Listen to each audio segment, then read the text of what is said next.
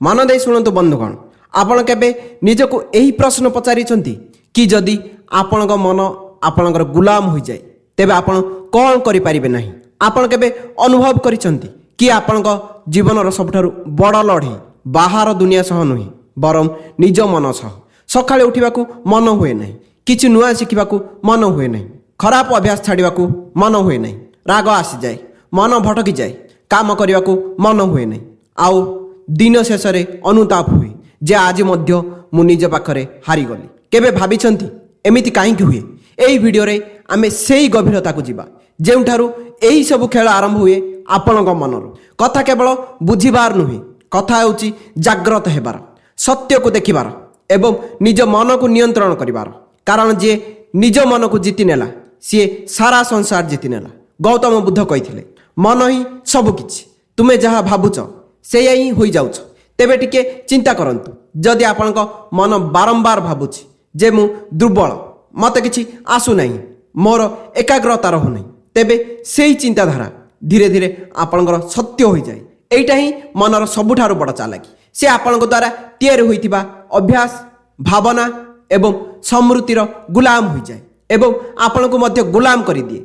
मन एक मांकड़ परी जे प्रति मुहूर्त रे डेउ थाए, केतेबेले भविष्यतर चिंतारे तो केतेबेले अतीतर अनुताप रे। आपणक सह मध्य एमिति हुए आपण किछि करिबाकू बसंती एवं हठात मन कोनोसी पुराना कथा मन पकाई दिए, कोनोसी दुख, कोनोसी भूल, कोनोसी भय, आउ तापरे आपण सेठी अटकी जाआंती, किछि करि पारंती नहीं। आपणक शरीर सेठी बसी थाए किंतु मन केउठी थाए ताहा केही जानती नहीं।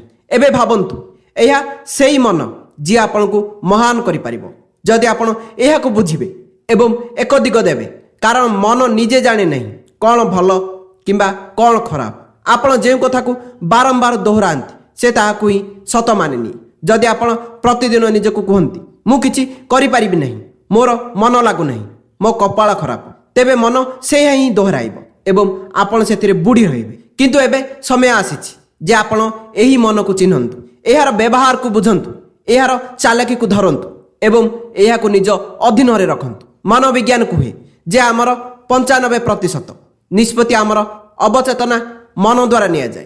अर्थात आमे जहा भाबुछु बा अनुभव करुछु तार अधिकांश भाग आमे निजे मध्य जानि पारुनु, तथापि ताहा ही आम जीवनर दिग स्थिर करे। जदि आपण निज मन को सठिक प्रशिक्षण देबे नहीं तेबे से आपणक बिना इच्छारे आपणको सेही स्थान को नहीं जीव जेउठाको आपण केबे जीवाको चाहुनथिले। गोटे कथा ध्यानर सह बुझंतु, जदि आपणक मन नियंत्रण रे नहीं तेबे दुनियार कौनसी लक्ष्य, कौनसी संपर्क किंबा कौनसी सफलता आपणको संतोष दे पारिबो नहीं। कारण से सबको उपभोग करिवा पई सबुठारु प्रथमे जहार दरकार ताहा हेउची मनर स्थिरता।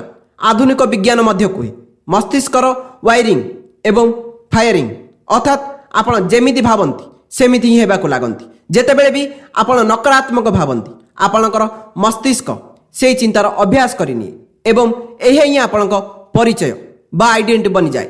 एबे टिके अटकंतु एवं भाबंतु आपण कोन प्रकृत रे निजर मनर मालिक ना आपणक मन ही आपणको चलाउछि?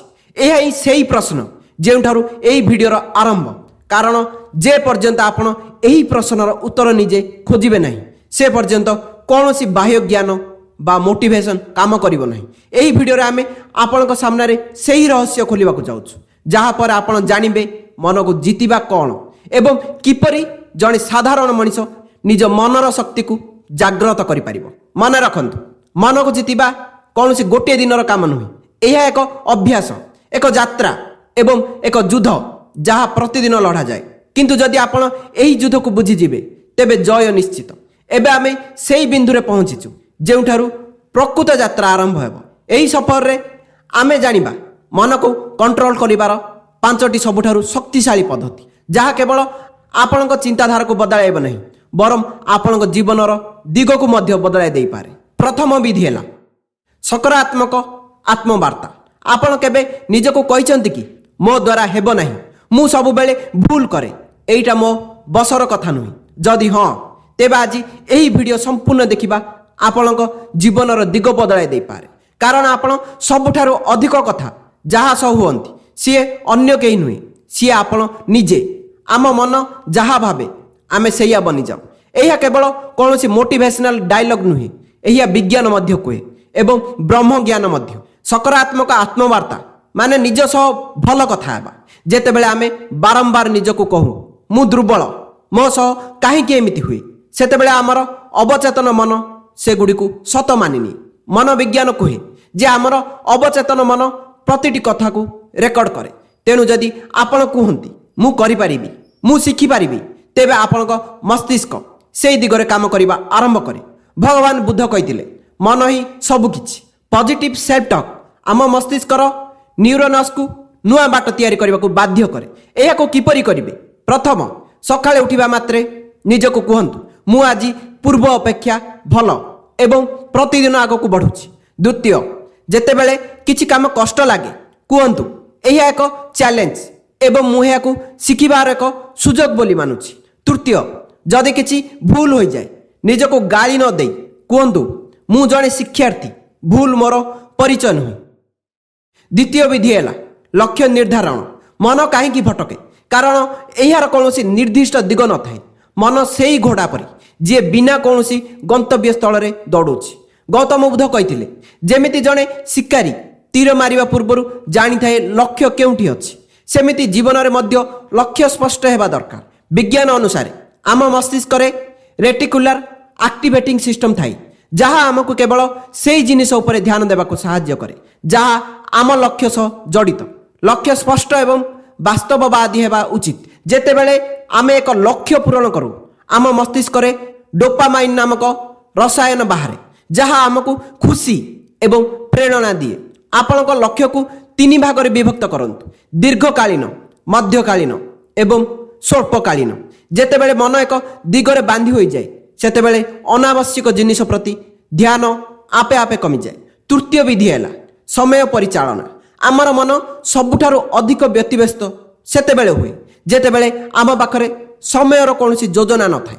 व्यस्त रहिबा एवं समयर सठिक परिचालना करिबा दुईटी अलगा कथा। भगवान बुद्ध कहिथिले भविष्यतर चिंता कर नहीं कि अतीतर अनुताप कर नहीं, वर्तमान रे बंचिबा शिख। समय परिचालना आमको वर्तमान रे रखिबाकु सिखाए। जेतेबेले आपणक पाखरे एक टू डू लिस्ट थाए सेतेबेले मन शांत रहे कारण ताकू जणा थाए जे केउ काम केतेबेले करिबार अछि। एहा द्वारा आपणक निष्पत्ति नेबा शक्ति एवं आत्मनियंत्रण रे 35% वृद्धि घटे। चतुर्थ विधि ध्यान बा मेडिटेशन। आजिर दौड़कूद जीवन रे आमे निज शक्ति रु दूरे जाइछु। ध्यान केवल एक ट्रेंड नुहे, यह आम आत्मार द्वार। प्रतिदिन मात्र किछि मिनिट ध्यान आपणक जीवन बदलाई दे पारे।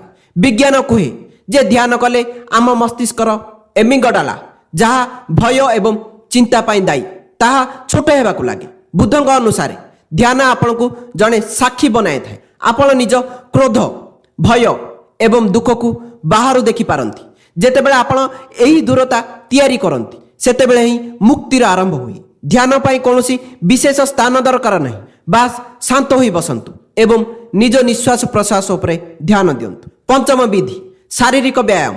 मन एवं शरीर गोटे मुद्रार दुईटी पार्श्व परी। जदि शरीर सुस्थ रहिबो तेबे मन मध्य शांत रहिबो। व्यायाम कले मस्तिष्क एंडोरफिन नामक फील गुड हार्मोन निर्गत हुए जहाँ मानसिक चाप कमे। भगवान बुद्ध मध्यम मार्गर शिक्षा देइथिले। शरीर को एते कष्ट दियो नहीं जैसे भांगी जीव किंबा एते आराम दियो नहीं जैसे अलसुआ होई जीव। व्यायाम आपण को वर्तमान रे रहिबाकु सिखाए। बंधुगण मन को नियंत्रण करिबा गोटे दिनर काम नुही, यह आत्मज्ञान, अनुशासन एवं निज शक्ति को चिन्हिबार एक यात्रा। जेतेबेले आपण मन को बुझिबा आरंभ करंती सेतेबेले जीवन रे शांति एवं स्पष्टता आसे। आज ठारू ही छोट आरंभ करंतु। निज निश्वास को देखंतु, निज चिंताधारा को परखंतु। मन उपरे विजय ही जीवनर सबुठारु बड़ विजय। जदि आपण को एही वीडियो भल लागिला तेबे एहाकु लाइक करंतु, निज सांग साथी सह शेयर करंतु एवं आम चैनल को सब्सक्राइब करंतु। आम लक्ष्य केवल वीडियो बनाइबा नुहे बरं आपणक जीवन में एक सकारात्मक परिवर्तन आनिबा।